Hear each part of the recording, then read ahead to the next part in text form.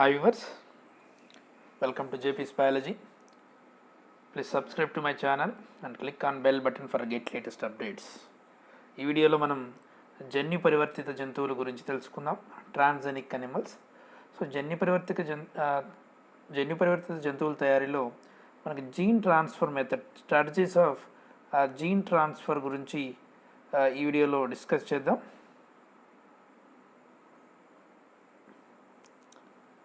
అందరు first transgenic జంతువులు అనగానేమి, జన్యు పరివర్తిత జంతువులు అనగానేమి అంటే, సో ఒక జీవిలోని నిర్దిష్టమైన ఒక జన్యువును, అంటే ఒక స్పెసిఫిక్ జన్యువును ఎంపిక చేయబడ్డ ఇంకొక జీవిలోకి ప్రవేశపెట్టడాన్ని ఏమంటామంటే జన్యు పరివర్తన అంటాం. దాన్ని ఇంగ్లీష్లో ట్రాన్స్జెనిసిస్ అంటాం. సో ట్రాన్స్జెనిసిస్ అంటే సింపుల్గా transfer of one gene from one animal to another animal అనమాట. సో ఇక్కడ ఆ ప్రవేశపెట్టబడిన జన్యువుని ఏమంటున్నామంటే ట్రాన్స్ జీన్ అంటున్నాం.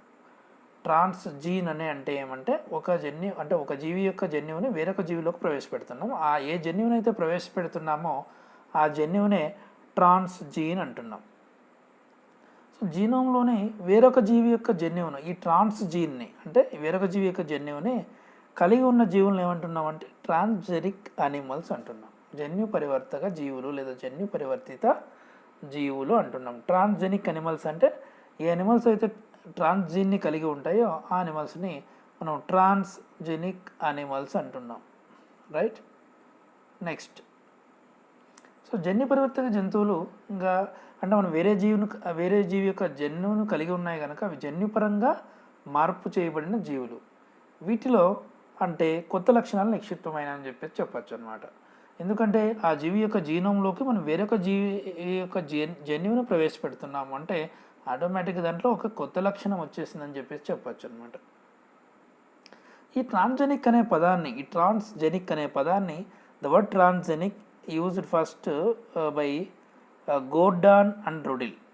1981లో ఈ ట్రాన్స్జెనిక్ అనే పదాన్ని మొట్టమొదటిసారిగా ఉపయోగించడం జరిగింది. ఇక్కడ టైప్స్ ఆఫ్ ట్రాన్స్జెనిక్ అనిమల్స్ అని ఏంటి ఉన్నాయో చూద్దాం. ఇక్కడ modification of in the genome అంటే ఆ జీవి యొక్క జీనోమ్ని మాడిఫై చేసే విధానాన్ని బట్టి ఇక్కడ 2 కేటగిరీస్ ఉన్నాయి, broad categories of transgenic animals. One is knockout animals and knock-in animals. So knockout animals అంటే ఏంటి అంటే, these knockout animals produced by replacing the endogenous functional gene. So ఒక జీవి యొక్క ఫంక్షనల్ జీన్ని రీప్లేస్ చేస్తారు విత్ మ్యూటేటెడ్ నాన్ ఫంక్షనల్ జీన్తో. ఒక ఫంక్షనల్ జీన్ని నాన్ ఫంక్షనల్తో రీప్లేస్ చేసి మనం ఉత్పత్తి చేసే ట్రాన్స్జెనిక్ అనిమల్స్ని మనం నాక్అవుట్ అనిమల్స్ అంటున్నాం. ఈ నాక్అవుట్ అనిమల్స్ని ఎందుకు ఉపయోగిస్తారంటే ల్యాబొరేటరీస్లో క్లినికల్ స్టడీస్ కోసం ఉపయోగిస్తూ ఉంటారు. సో నాక్అవుట్ అనిమల్స్ అంటే సింపుల్గా మనం ఏం చేస్తున్నాం, ఒక జన్యువు యొక్క ఫంక్షన్ని రిమూవ్ చేసేసి దాన్ని మ్యూటేటెడ్ లేదా నాన్ ఫంక్షనల్ జీన్ని ఆ ప్లేస్లో రీప్లేస్ చేస్తున్నాం. దాన్ని నాక్అవుట్ అనిమల్స్ అంటున్నాం. నాక్-ఇన్ అనిమల్స్ అంటే ఏంటి? నెంబర్ 2, నాక్-ఇన్ అనిమల్స్ ఆర్ ఇక్కడ transgenic animals having exogenous functional gene. Exogenous అంటే ఆ జీవి యొక్క జన్యువు కాకుండా వేరొక జన్యువు ఎగ్జోజీనస్ ఫంక్షనల్ జీన్ని ఇన్కార్పొరేట్ చేస్తాం ఇంకొక జీవి యొక్క జీనోమ్లోకి. So by targeted insertion. ఇక్కడ టార్గెటెడ్గా మనం ఏ సైట్లో ఇన్సర్ట్ చేయాలనుకుంటాం ఆ సైట్లో టార్గెటెడ్గా ఇన్సర్ట్ చేస్తాం. అలాంటి జీవుల్ని మనం ఏమంటున్నాం, నాక్-ఇన్ అనిమల్స్ అంటున్నాం. ఈ several animal transgenic models have been developed by this approach and used as ఇవి డిసీజ్ మోడల్స్ మరియు ఇక్కడ బయోఫార్మింగ్ టెక్నాలజీలో వీటిని ఉపయోగించడం జరుగుతుంది ఈ నాక్-ఇన్ అనిమల్స్ని. సో ఇంకా ఈ ట్రాన్స్జెనిక్ అనిమల్స్ని ప్రొడ్యూస్ చేసే మెథడ్స్ చూసినట్లయితే, methods for creating transgenic animals there are several methods. ఇక్కడ చూసినట్లయితే మనం with the advancement of rDNA technology. So rDNA technology advance అయ్యే కొద్దీ ఇక్కడ వేరియస్ మెథడ్స్ అనేటివి వేరియస్ మెథడ్స్ని ఉపయోగించి ఈ ట్రాన్స్జెనిక్ అనిమల్స్ని ఉత్పత్తి చేయడం జరిగింది. అందులో ఈ 6 మెథడ్స్ ఇక్కడ ఉన్నాయి, డిస్కస్ చేసాం. అందులో number 1 gene knockdown using RNA interference. retroviral mediated gene transfer, embryonic stem cell technology mediated gene transfer, DNA microinjection mediated, DNA microinjection gene transfer, nuclear transfer method, and sperms as a vectors.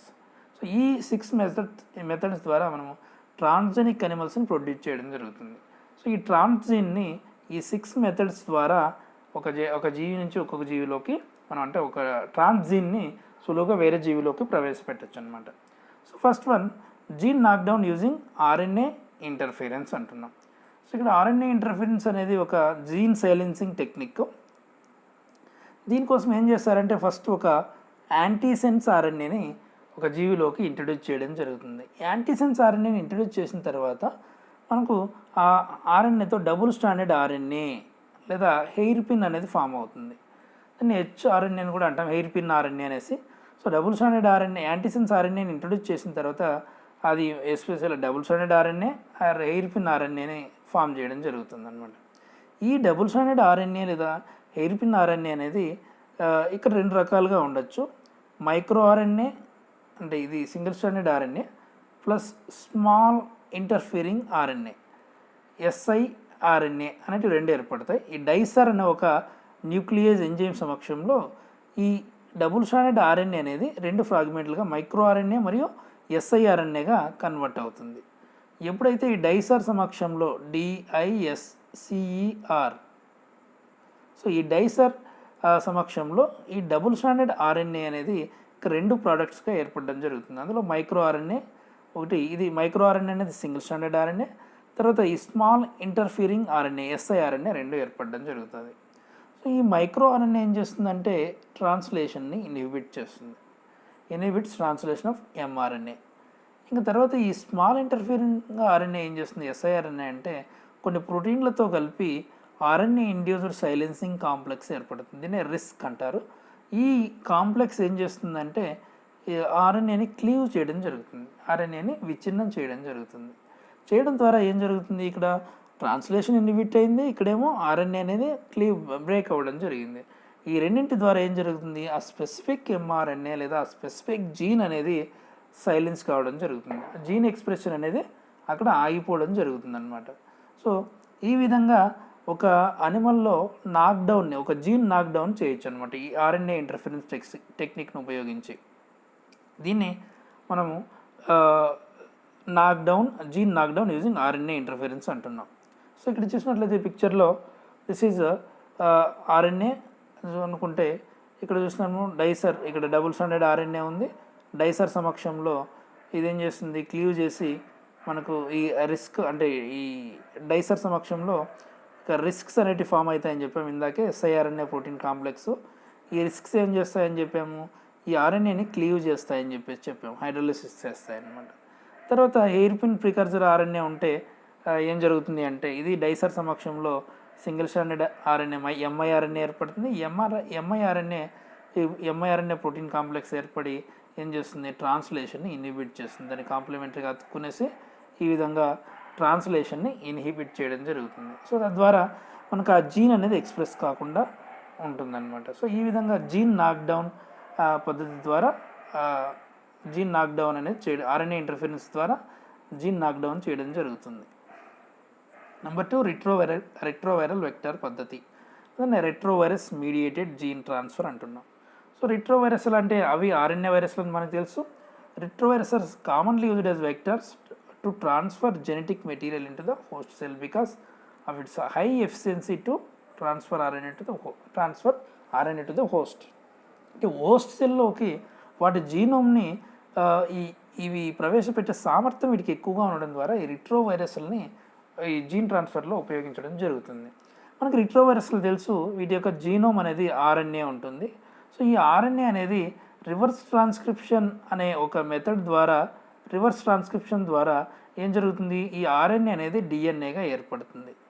So ఎప్పుడైతే RNA అనేది డిఎన్ఏగా ఏర్పడిన తర్వాత ఆ DNA అనేది తర్వాత host సెల్లోకి inject కావడం జరుగుతుంది.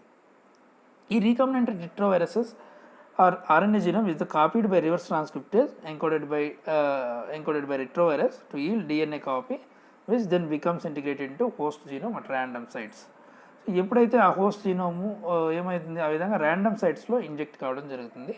The offspring result from such transformation are chimeric అంటున్నాం.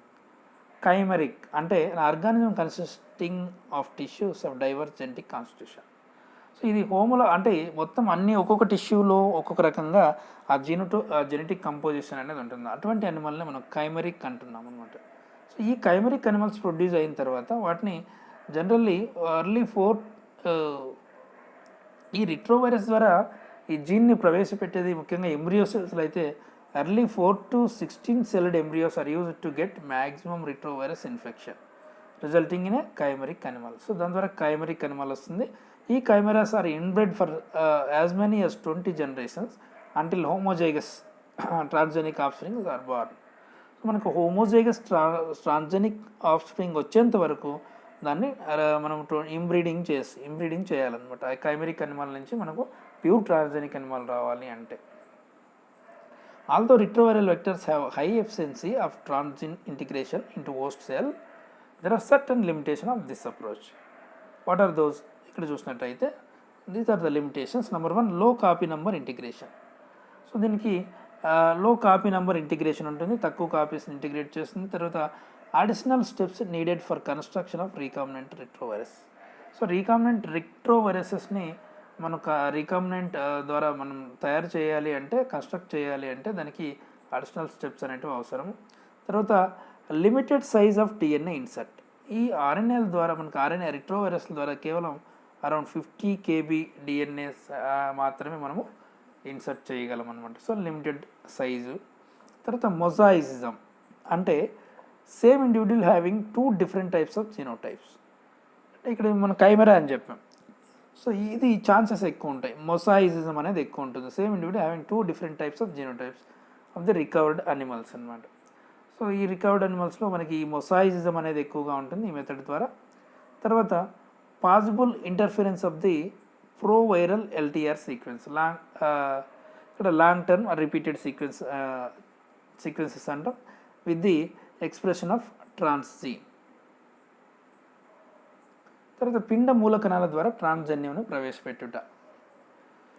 పిండ మూలకణాల ద్వారా ట్రాన్స్జన్యుని ఎలా ప్రవేశపెడతారో చూద్దాం. సో ఇక్కడ ఈ పిండ మూలకణాలు అంటే ఏమి అంటే, ఈ పిండ మూలకణాలు అనేటివి ప్లూరిపోటెంట్ స్టెమ్ సెల్స్. ఇవి ఎక్కడి నుంచి తయారు చేస్తాం? Inner cell mass of blastocyst stage of embryo. ఈ ఇన్నర్ సెల్ మాస్ ఆఫ్ ఇక్కడ చూసినట్లయితే ఇది ఎంబ్రియో అనుకుంటే, ఇది బ్లాస్టోసిస్ట్ అనుకుంటే, ఇక్కడ ఈ గ్రీన్ కలర్లో మనం ఇక్కడ చూపించినవి ఇన్నర్ సెల్ మాస్ ICM అంటున్నాం. సో ఈ ఇన్నర్ సెల్ మాస్ నుంచి వేరు చేసిన కణాలనే మనం ఎంబ్రియోనిక్ స్టెమ్ సెల్స్ అంటున్నాం. సో ఈ ఎంబ్రియోనిక్ స్టెమ్ సెల్స్ని మనము ఈ టార్గెట్ చేసుకొని దీనికి జీన్ని ఇన్సర్ట్ చేయడం జరుగుతుంది ఇందులో. సో ఫస్ట్ ఏం చేస్తామంటే isolation of pluripotent embryonic stem cells from ICM of blastocyst and culturing them in vitro అనమాట. సో ఈ విధంగా మనం ఐసోలేట్ చేయాలి. Number 1 step. ఐసోలేట్ చేసిన తర్వాత వాటిని ఇన్ విట్రో అంటే కల్చర్ ద్వారా పెంచుతాం. తర్వాత వాటికి ట్రాన్స్జీన్ అనేది ప్రవేశపెడతాం అనమాట. Number 2, transgene introduction to embryonic stem cells.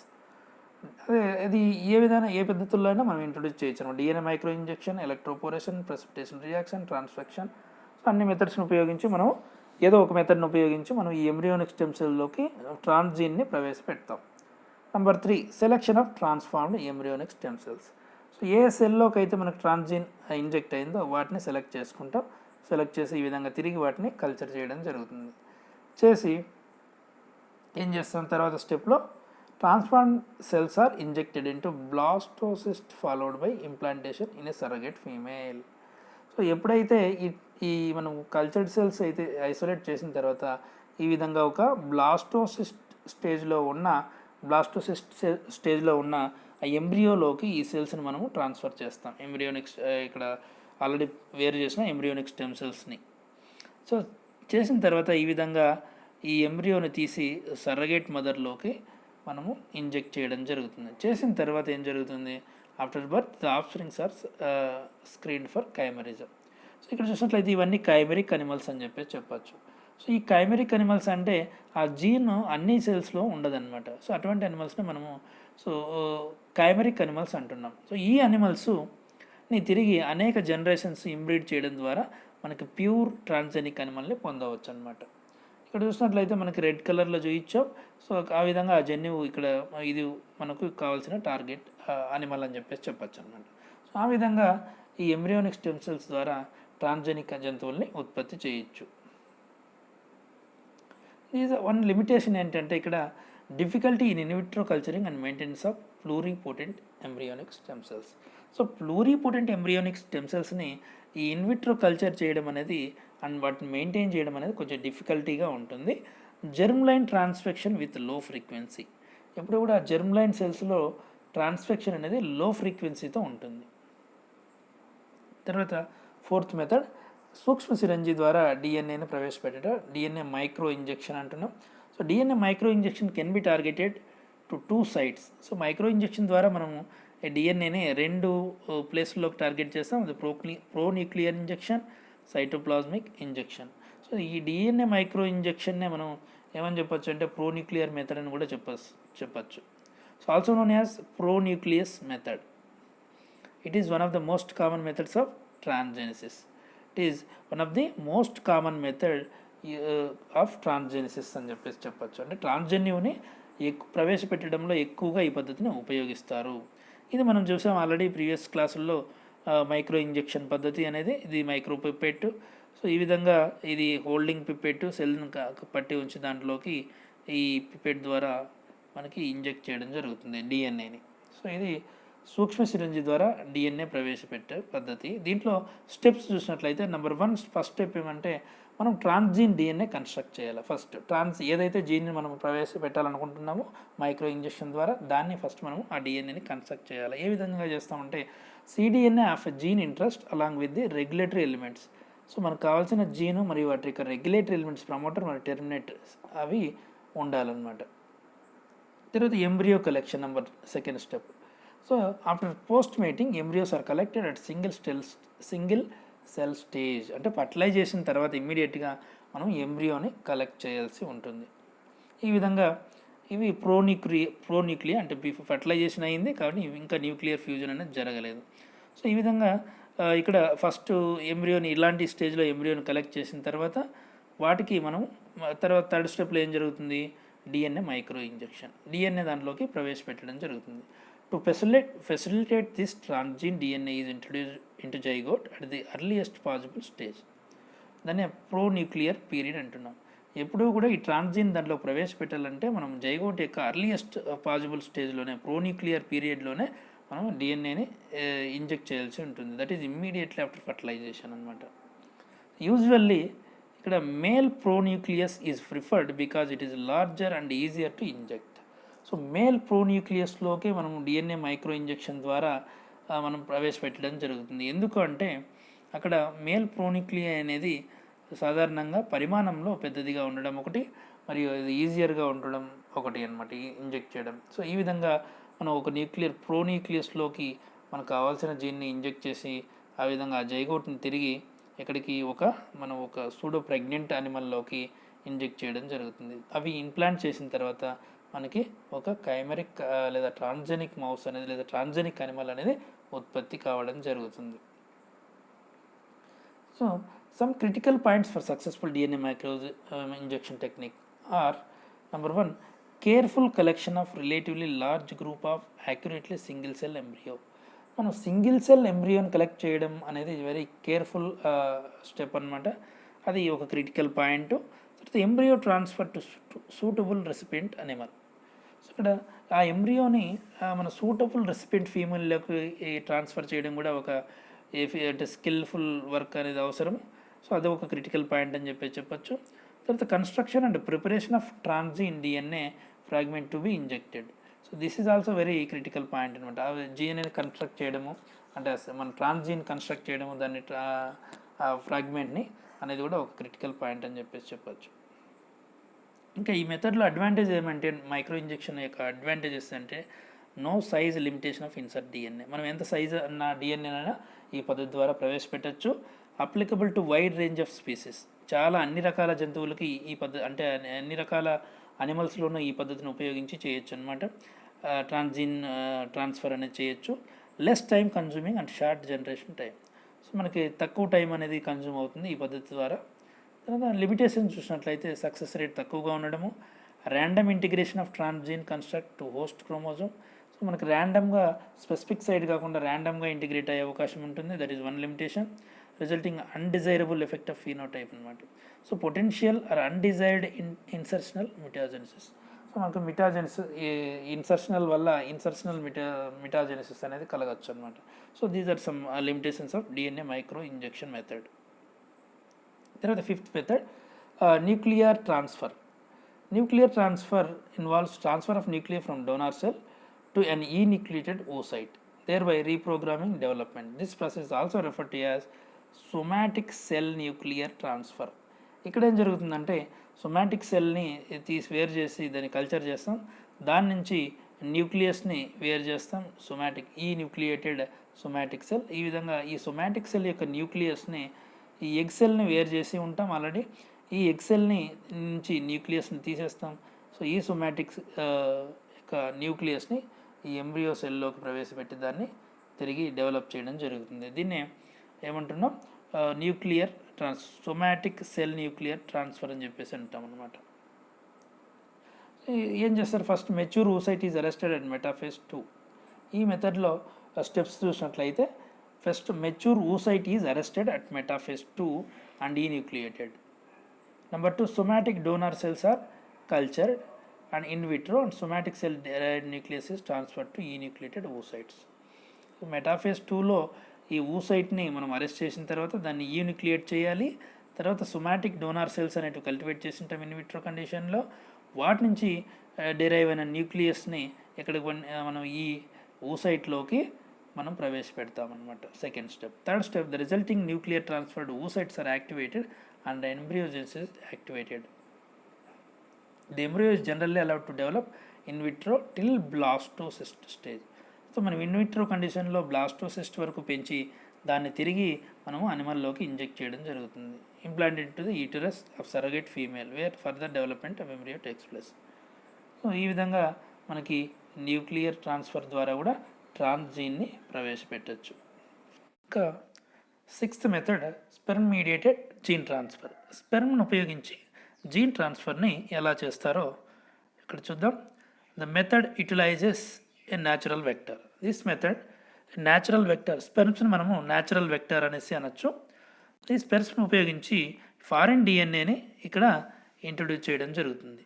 ఎగ్జోజినస్ DNA ఏం జరుగుతుందంటే, exogenous DNA binds to the sperm's head at sub acrosomal region. Sub acrosomal region దగ్గర ఈ స్పెర్మ్ మీదకి ఆ ఎగ్జోజినస్ డిఎన్ఏ అంటే ట్రాన్స్జీన్ అనేది బైండ్ కావడం జరుగుతుంది. తర్వాత ఆ DNA molecules are taken up by the sperm cells. So internalization జరిగిన తర్వాత after DNA sperm interaction and internalization the exogenous DNA gets integrated into the genome of sperm cell అనమాట. So ఆ జీనోమ్లోకి ఆ జన్యు అనేది ట్రాన్స్జీన్ అనేది ఇంటిగ్రేట్ కావడం జరుగుతుంది. తర్వాత ఈ టెక్నిక్లో ఈ criteria for successful sperm mediated gene transfer technique are ఇక్కడ చూసినట్లయితే quality of semen sample is more important అనమాట. ఈ సక్సెస్ఫుల్ స్పెర్మిడియేటెడ్ జీన్ ట్రాన్స్ఫర్ టెక్నిక్లో ఈ సెమెన్ శాంపుల్ అనేది క్వాలిటీగా ఉండాలి. తర్వాత DNA uptake rate which depends on viability and motility of sperm cells. So DNA uptake కూడా లిమిటెడ్గా ఉంటుంది. మొటిలిటీస్ ఆఫ్ స్పెర్మ్ సెల్స్ మీద కానీ ఆ వైబిలిటీ దాని మీదగా డిపెండ్ అయ్యి ఉంటుంది. తర్వాత లిమిటేషన్ చూసినట్లయితే sperm cells taken up by DNA from environment which reduces the specificity of the vector. ఇక్కడ sperm cells taken up by DNA from the environment which reduces the specificity of the vector. చూడండి, అక్కడ మనం ట్రాన్స్జీనే కాకుండా ఇతర అక్కడ మనకు శాంపుల్లో ఉన్న డిఎన్ఏని కూడా అప్టేక్ చేసుకునే అవకాశం ఉంటుంది కనుక ఈ స్పెసిఫిసిటీ అనేది తక్కువగా ఉంటుంది ఈ మెథడ్లో అని చెప్పేసి చెప్పచ్చు. తర్వాత high amount of foreign DNA inhibits sperm movement. ఒకవేళ ఎక్కువ మొత్తంలో ఫారిన్ డిఎన్ఏ అందులోకి ఇన్సర్ట్ చేసామనుకోండి, అది స్పెర్మ్ యొక్క మూమెంట్ని లేదా మొటిలిటీని ప్రభావితం చేస్తుంది. కనుక ఇది కూడా ఒక లిమిటేషన్ అని చెప్పేసి చెప్పచ్చు. Large amount of DNA may get fragmented during the activation of sperm. So ఇలా మొత్తం ఎక్కువ మొత్తంలో ఉన్న DNA may get fragmented so during the activation of sperm. అలా ఫ్రాగ్మెంటేషన్ అయితే మనకు కావాల్సిన ట్రాన్స్జీన్ అనేది ముక్కలుగా అయ్యే అవకాశం ఉంటుంది. ఇది అంత ఉపయోగకరంగా ఉండదన్నమాట. సో ఇది sperm mediated gene transfer technique. Thank you for watching this video. Please like, share, comment and subscribe to my channel, and please click on bell button for get latest updates from my channel.